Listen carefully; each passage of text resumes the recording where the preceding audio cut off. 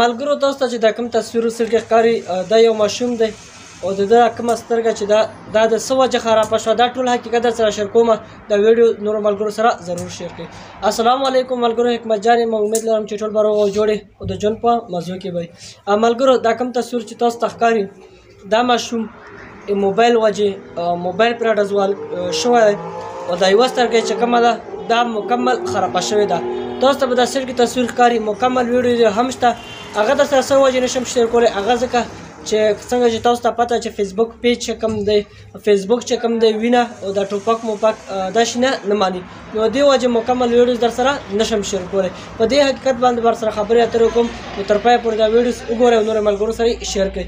ملګرو دا ماشوم چې کوم دی موبایل راغستی دی او یا به پکې کارټون مارټون ګوري یا ګیم ویم چې کوي نو دا موبایل چې کوم دی ګرم شوی دی او دا پرې راډزوالی دي او د ماشوم چې کومه سترګه ده دا چوره د ځای نه چې کوم دی وتې دا چوره خرابه شوې ده.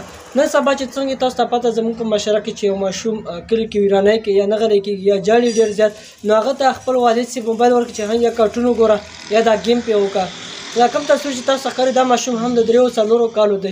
نو چې دا موبایل تاسو ورکړئ چې یاره په دې باندې گیم وکړئ داسې یا ډرامه پې وګورئ، دا موبایل چې کوم دی د خپل ټیم د نه زیات چې استعمال شي نو دا ګرمېږي یا بیټري ګرمه شي نو دا موبایل بیا راډزوي. ځینې خلک داسې وي، تاسو مې مخکې زما ویډیوز کتلي وي چې یو کس وي چې هغه موبایل کې ګوتې هم وي چارج کې هم ورکړی وي هغې وجې راډزوي. نن سبا څنګه تاسو ته پته ټول موبایلونه چې کوم دي دا بیټري پیک دي چې دا لږ زیات استعمال شي نو دا ګرم شي د بیټري وپړسېږي او راډزوي.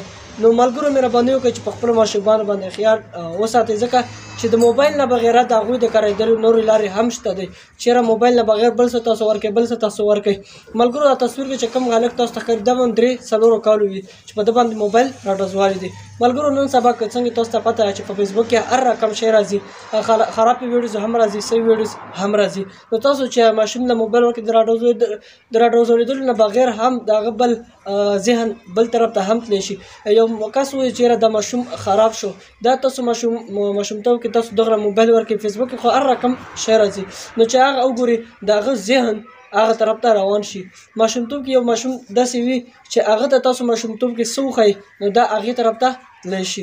ملګرو نن سبا چې څنګه تاسو ټیک ټاک کولاو کوئ نو پهله سر کې به د ماشوم ویډیوز راځي، ځکه چې نن سبا مخکې وایي چې 2-3 ویډیوګانې تاسو اوچته کړي یو ماشوم ویډیو راغله یا به والد صاحب د هغه ویډیوز اوچته کړې وه اپلوډ کړې وه. نن سبا چې څنګه تاسو خیال کړئ ټیک ټاک ټول ماشومانان کې نو داسې هغوی په ځان باندې پوهېږي نه په فیسبوک په ټیک ټاک کې ورننوځي موبایل ګرم شي یا داسې گیم پې کوي هغه وجه شي یا داسې گیم پې کوي یا داسې ډرامه چې پې ګرځي چې موبایل 2 غنټه زیات استعمال کړي نو هغه بیټري ګرمه شي او راډزوي. نو پلیز ټیک ټاک ته هم ډېر کار ویل نه دی پکار. مهرباني وکړئ چې ټیک ټاک نه هم منع کوئ. خپلو ماشومانو باندې ډېر ضروري خیال وساتئ.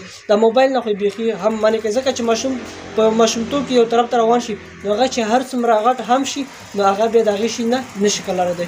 نو پلیز د ماشومانو باندې ضروري خیال وساتئ.